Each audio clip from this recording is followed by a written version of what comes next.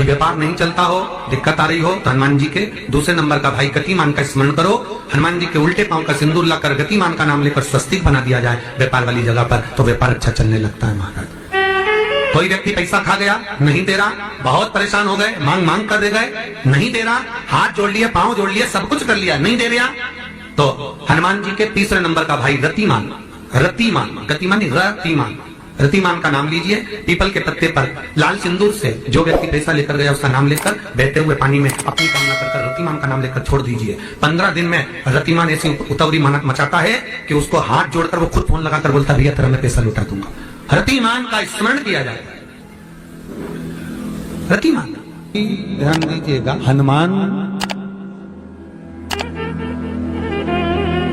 का एक स्मरण, पंचमुखी हनुमान का एक भाव। महाराज जैसे बहुत ज्यादा तकलीफ अगर व्यक्ति को हो गई है, बहुत कष्टमय जीवन चल रहा है, हार गए हर जगह से और तकलीफमय जीवन चल रहा है, तो पंचमुखी हनुमान का एक शिव महापुराण का और स्कंद पुराण का एक बड़ा सुंदर मंत्र है। उस मंत्र को आप सब एक बार हमारे साथ में बोलें। ओम नमो हनुमते रुद्र अवताराय सर्व शत्रु संहारणाय सर्व रोग हराय सर्व वशीकरणाय रामदूताय स्वाहा। बस इस मंत्र को हाथ में काली तिल लेकर, एक जौ लेकर और गूगल लेकर, थोड़ा सा उसमें गाय का घी डालकर, कंडे को या अग्नि को जलाकर इस मंत्र का 11 बार 21 बार जाप कर कर अपनी कामना कर कर छोड़ दीजिए। कैसा भी रोग हो, बीमारी हो, कष्ट हो, दुख हो, तकलीफ हो, 21 दिन के अंदर वो आनंद आना प्रारंभ कर देता है। इस मंत्र स्कंद पुराण का, शिव महापुराण का ये मंत्र मूल पंचमुखी हनुमान सुख देंगे। और एक और चीज याद रखिए महाराज, यदि कोई काम के लिए जा रहे हो, कोई व्यापार के लिए जा रहे हो या नौकरी करने के लिए जा रहे हो और लगी नहीं रही, बहुत तकलीफ पा रहे हो, सर्विस ही नहीं लग रही, बहुत कष्टमय हो गया, तो निवेदन करूंगा 5 पीपल के पत्ते पर बेसन के 5 लड्डू घर में बने हुए, गाय के घी के 5 लड्डू रख लो। उस लड्डू के बीचों बीच एक आटे का दिया और उसमें तिल्ली का तेल डालकर इसी मंत्र का प्रयोग कर कर पंचमुखी हनुमान का किसी भी हनुमान के मंदिर में जाकर, दक्षिण मुखी हनुमान के मंदिर में जाकर उसको रख कर आ जाइए। इसके बाद आप उस काम के लिए जाइए, आपका काम सफल हो जाएगा। आपको किसी को नहीं कहना पड़ेगा कि हाथ जोड़ना नहीं पड़ेगा, किसी के पांव नहीं पड़ना पड़ेंगे, तुरंत काम होगा। बस इस मंत्र का स्मरण कर कर पंचमुखी हनुमान का भूतेश्वर जो मंत्र है वो सुख देने वाला। पूरे घर में वास्तु के हिसाब से केवल एक दीवार ऐसी होती है जहां पर हनुमान जी का चित्र लगाया जाए।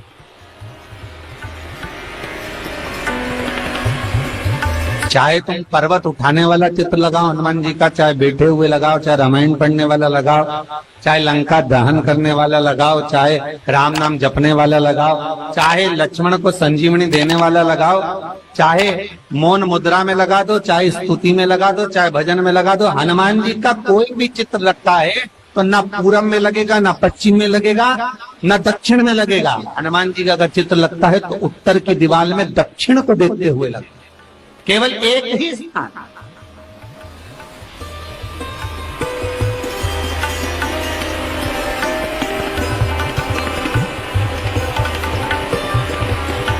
जैसे पूर्वजों के चित्र को, पितरों के चित्र को, गए हुए हमारे जीवों के चित्र को दक्षिण में विराजमान किया जाता है, उसी तरह हनुमान को उत्तर में विराजमान कर कर दृष्टि दक्षिण में कर दी।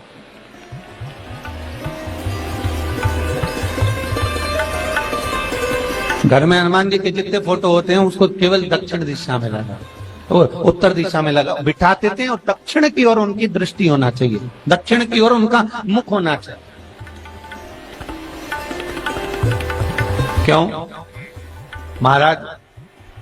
अगर व्यक्ति के जीवन में कोई बीमारी आने वाली है, व्यक्ति के जीवन में कोई रोग आने वाला है, व्यक्ति के जीवन में अगर कोई कष्ट आने वाला है, व्यक्ति के जीवन में अगर कोई परेशानी आने वाली है, व्यक्ति के जीवन में कोई एक्सीडेंट का योग भी बनने वाला है, तो शास्त्र कहता है वो दिशा दक्षिण से ही बनता है।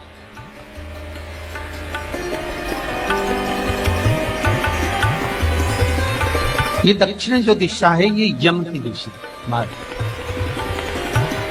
यहाँ संपूर्ण परिवार के साथ यमराज अपने आनंद में निवास करते। और जब हमारे घर में, हम ये नहीं कह रहे कि आप हनुमान जी का फोटो लगाओ, हम ये भी नहीं कह रहे, आपके घर में हो और आपने अगर विराजमान कर रखा है किसी दिशा में, तो हमारा तो निवेदन रहेगा, अभी तक आपने अगर जैसा रखा, पर एक बार दिशा बदल कर देखना कि रोग, बीमारी, कष्ट, दुख, तकलीफ में आपको लाभ मिला कि ना। हनुमान जी ने केवल दक्षिण दिशा की ओर अगर मुख कर हमने विराजमान कर दिया, फोटो ही विराजित किया। हम ये नहीं कहेंगे आपसे कि आप बाजार से फोटो खरीद के लाओ फिर लगाओ, नहीं, आपके घर में हो तो आप लगा दें, आपके घर में हो तो विराजमान।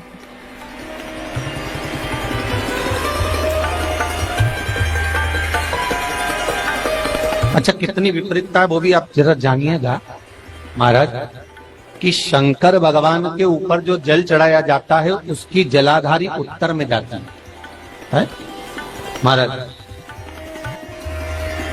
भगवान शिव का जो जल जा रहा है वो उत्तर की ओर जा, और हनुमान जी को उत्तर में विराजमान कर मुख दक्षिण की ओर कर।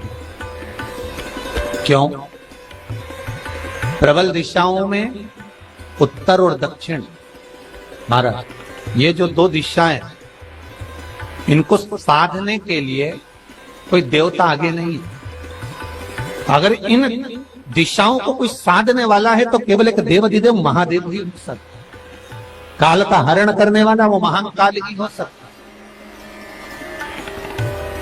शंकर का ही एक अवतार है हनुमान जी महाराज, रुद्र अवतार महाराज। हनुमान जी से कहा तुम दक्षिण की ओर दिशा पर संभालिए, शिव जी कहते हैं मेरा जल जब उत्तर की ओर जाएगा तो इस दिशा को मैं संभाल, चिंता ना करिए। जो स्मरण करने वाला होता है, भजन करने वाला होता है, कीर्तन करने वाला होता है, नाम जाप करने वाला होता है, उसका भी शास्त्र विधान करता है, उसका भी व्याख्यान वर्णन करता है कि जैसे एक दिशा के रूप में हनुमान जी महाराज को विराजमान कर दक्षिण की दिशा पर हम विजय, अर्थात रोग पर, बीमारी पर, कष्ट पर, तकलीफ पर हम विजय प्राप्त कर सकते। ऐसा नहीं कि ऐसा कोई रोग नहीं जिसकी दवा नहीं है, पर जब तक भगवान की कृपा नहीं होगी तब तक कोई औषधि मिल सकती नहीं, कुछ प्राप्त नहीं हो सकता। जब भगवान करुणा करते हैं तो आप रूप कुछ ना कुछ सुख की अनुभूति हो जाती है, अपने आप सुख का भान हो जाता है।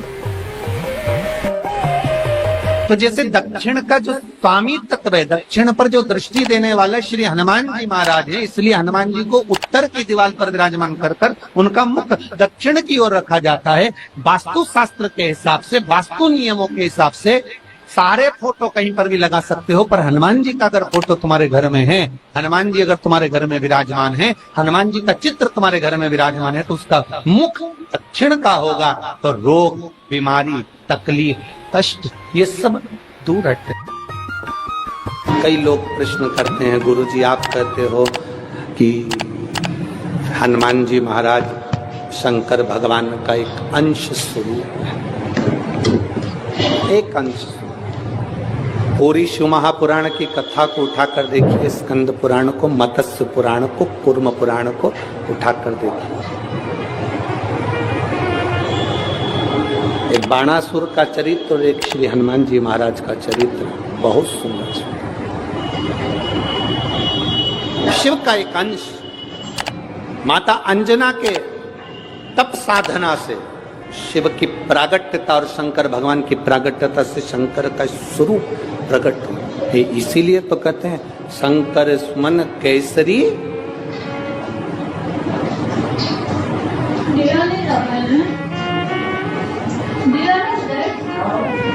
शिव का एक स्वरूप है हनुमान जी। हम तो हमेशा कहते हैं अगर आप हनुमान जी का भी दर्शन कर रहे हैं तो ये अंदाजा लगा कर रखें कि आप शंकर का दर्शन कर रहे हैं। आप शंकर का दर्शन कर रहे हैं तो ये अंदाजा लगा कर रखें कि आप हनुमान जी का दर्शन कर। सब एक, कोई भेद नहीं, सब एक, कोई भेद नहीं। देवताओं, आप एक बेलपत्र, जैसे आप एक बेलपत्र कि ये दो जो पत्तियां होती हैं, जरा ध्यान देंगे, ये दो जो पत्ती नीचे की रहती है बेलपत्र, आगे का भाग एक बेलपत्र और नीचे की जो ये दो पत्तियां होती हैं, इन दो पत्तियों के ऊपर एक एक शमी पत्र। ये दो जो पत्तियां हैं, इन पत्तियों के ऊपर एक एक शमी पत्र और लाल चंदन ये रखकर कितना भी रोगीला व्यक्ति हो, रोग से ग्रसित व्यक्ति हो, जिंदगी में कितना ही दुख पड़ रहा हो, बेलपत्र की ये दोनों पत्ती जिसके ऊपर शमी पत्र रखकर, लाल चंदन रखकर श्री हनुमान जी महाराज और हनुमान जी महाराज के तीसरे नंबर के भाई श्री गतिमान जी। हनुमान जी कितने भाई हैं? 6। उसमें हनुमान, रतिमान, प्रतिमान, मतिमान, गतिमान, तो जो नीचे के क्रम में आते हैं श्री गतिमान जी, उन गतिमान जी और हनुमान जी का नाम लेकर जो शिवलिंग के ऊपर समर्पित कर देता है, रोग का निवारण होता ही है, रोग मुक्ति होती है। मंगल का प्रदोष निकाल कर रख लो कि मंगल का प्रदोष इस दिन पड़ रहा है, मंगल की त्रयोदशी तिथि पड़ रही है, प्रदोष व्रत मंगलवार का पड़ रहा है। और जिन लड़का लड़की को मंगल होते हैं, जिन कन्या और वर को मंगल होते हैं, केवल शंकर भगवान के मंदिर में जाकर चौमुखी दिया, 4 बत्ती का दिया आटे का, उसमें घी डालकर लड़की शंकर भगवान के मंदिर में मात्र 7 बार शंकर पे से उतार कर 3 बार स्वतः उतार कर शिव के मंदिर में रख देती है, उसका मंगल आड़े आता ही नहीं है, मंगल नहीं आता संग। मंगल प्रदोष व्रत का इतना महत्व है महाराज। जब जिस महीने में जो प्रदोष पड़ा करे, जब प्रदोष पड़े, बन सके 1 बेलपत्र, बन सके 5 बेलपत्र, शमी पत्र, हरे मुंह, हरा मुंह, बेलपत्र, एक कलश के अंदर थोड़ा सा पानी लेकर 1 बेलपत्र, हरा मूंग, शमी पत्र डालकर और उसमें थोड़ा सा गुड़ डालकर भगवान शिव का स्मरण कर कर प्रदोष काल में, मान लो कोई काम आपका बहुत जरूरी है, बहुत दिनों से अब थक गए हैं, नहीं हो रहा, कर्जा बढ़ रहा है, धन नहीं आ रहा, व्यापार नहीं चढ़ रहा, या कोई समस्या बहुत प्रबल है, कोई एग्जाम में बैठ रहे हो नहीं हो रहा, परीक्षा भी दे दी है, रिजल्ट आने ही वाला है, तो भी प्रदोष काल में, प्रदोष के समय वो जल, मूंग, शमी पत्र और बेलपत्र और गुड़ का शंकर के शिवलिंग को समर्पित करना प्रारंभ कर दो। 2 या 3 प्रदोष करोगे, बाबा आपकी मनोकामना शीघ्र पूर्ण कर देगा। शंकर भगवान पर चढ़े हुए जल जब नीचे की ओर आता है, जिस जगह पर जल गिरता है, उस जगह पर मात्र एक दुर्गा प्रदोष के दिन अपनी कामना कर इस शरीर के सुख के लिए शंकर भगवान के जल गिरने वाले स्थान के पास में अवधूतेश्वर महादेव के नाम से रख दी जाती है, तो जिंदगी में कभी बड़ी बीमारी नहीं आती। उसी तरह जिससे रोग को समाप्त करने के लिए दुर्गा का प्रयोग किया जाता है। कभी ऐसा योग लगे आपके जीवन में कि आप जिस व्यापार को आपने करा, उस व्यापार में आपको फल नहीं मिला, फिर आपने व्यापार चेंज करा, फिर बदल कर देखा, फिर उस व्यापार को कर देखा, उसमें फल नहीं मिला, फिर आपने वापिस व्यापार को बदलने का विचार किया, तो हमारा निवेदन रहेगा उस व्यापार को बदलने से पहले एक काम जरूर कर देखो। 3 स्थान पर बेलपत्र को चढ़ा कर देखिएगा। अगर आपको लगे कि मैंने व्यापार बदल लिया, एक बार बदला। कई लोग ऐसे भी होते हैं जो पैसा इकट्ठा करते हैं, धन एकत्रित करते हैं, और कोई व्यापार ऐसा कर लेते हैं जिस व्यापार में धन चले जाता है तो वो धन वापिस नहीं आता महाराज, वो व्यापार का धन वापिस नहीं आता। तो बड़े दुखी होता है कि भाई मेरा गया हुआ पैसा नहीं आ रहा, मैं बड़ा कष्ट में हूं, मेरा खुद का ही आ जाए ना तो मैं निहाल हो जाऊं, मेरा अपना ही नहीं आ रहा जो गया हुआ है तो मैं क्या वर्णन करूं उसको, क्या। उनके लिए भी ये प्रयोग, ये शिव विद्येश्वर संहिता का ये भाव बड़ा सुंदर है। आप व्यापार पर व्यापार बदल कर देख लिए, धन भी हमारा कहीं डूब गया, आ नहीं रहा है, तो प्रयास करना। 3 स्थान पर चढ़ाई गई बेलपत्र हमें सुख का अनुभव करा दे, बहुत ध्यान लगाइए। पहला, अशोक सुंदरी की जगह। अब ये बेलपत्र जब भी आप चढ़ाएंगे तो रविवार की अगर प्रदोष पड़ जाए, कौन से दिन? रविवार की प्रदोष के दिन ये प्रयोग अवश्य कर कर देखिएगा। ज्यादा बार नहीं करना है, केवल एक ही बार करना, बाबा स्वयं कृपा करेगा। अपने मंदिर में, अर्थात अपने घर के पास कोई मंदिर हो, शिवालय हो, देवालय हो, जहां शंकर भगवान विराजमान हो, शिवलिंग हो, ऐसी जगह पर अवश्य करें। हमें कहीं दूर जाकर ये प्रयोग नहीं करना है, अपने अपने शिवालय, अपने जो घर के आसपास में शिवालय हो वो। एक बेलपत्र अशोक सुंदरी वाली जगह। अब उसको अशोक सुंदरी की जगह पर भी चढ़ाने का तरीका क्या है?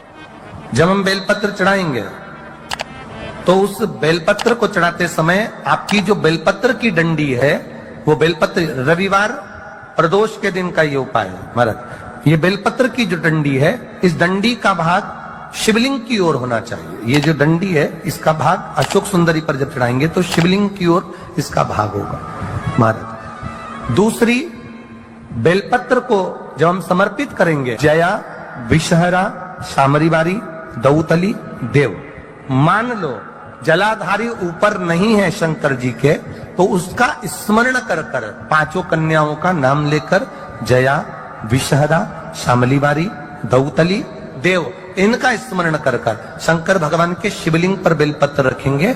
बेलपत्र कहां रखना है? आप अगर यहां बैठे हो तो आपके विपरीत में डंडी का मुख होना चाहिए। ये बेलपत्र की जो डंडी है, इसका मुख आपके विपरीत में हो। आप यहां बैठे हो तो डंडी उधर होगी, आप इधर बैठे हो तो डंडी का मुख इधर होगा, आप उधर बैठे हो तो डंडी का मुख इधर होगा। आपके ठीक विपरीत की ओर डंडी का मुख हो। ये 2 जगह बेलपत्र समर्पित करने के बाद, तृतीय बेलपत्र शिवलिंग की जो जलाधारी है, जहां पर भगवान शंकर का शिवलिंग रखा है, वहां स्पर्श कराकर, केवल छुआना है, स्पर्श कराकर बेलपत्री के पेड़ के नीचे ही कोई